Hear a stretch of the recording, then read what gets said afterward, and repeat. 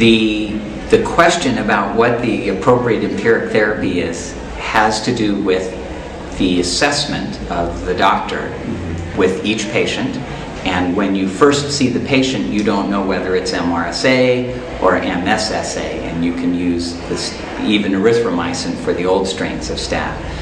So each area of the world has a different prevalence of MRSA, and as we just learned, in some places in Argentina, particularly in the northern part of the country, the rates can be 70 or 80%, which means that every time a doctor approaches a child with skin and skin structure infection, if you don't use a drug that's active against MRSA, you run a very high risk of failing in your treatment.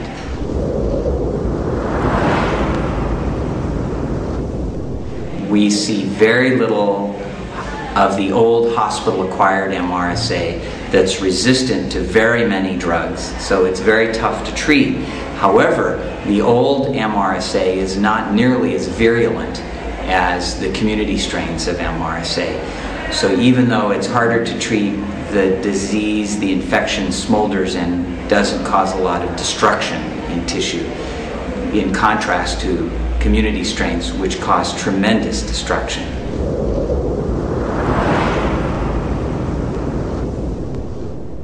For skin infections that are drained, shorter treatments or perhaps even no treatment is quite reasonable.